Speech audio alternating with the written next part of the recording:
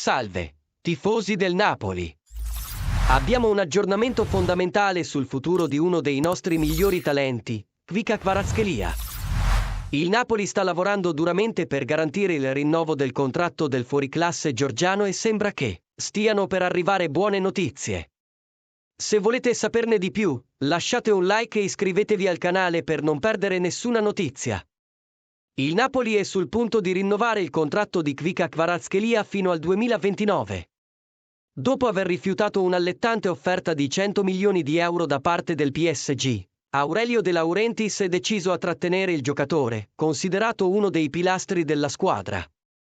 Il rinnovo di Kvaratskhelia non è solo una questione di trattenere un talento eccezionale, ma anche di soddisfare le aspettative di Antonio Conte, che ha fatto capire di non voler rinunciare al georgiano.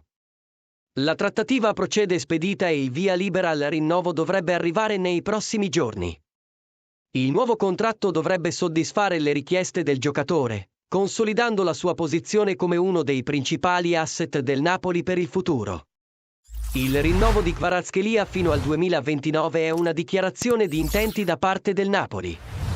Non solo il club protegge uno dei suoi più grandi talenti, ma invia anche un chiaro messaggio al mercato. Il Napoli è qui per competere ai massimi livelli, mantenendo i suoi migliori giocatori e costruendo una squadra forte e coesa per il futuro. Siamo sempre più vicini a garantire che Kvaratskhelia continui a brillare con la maglia del Napoli per molti anni a venire. Restate sintonizzati per ulteriori aggiornamenti su questa e altre trattative sul mercato dei trasferimenti.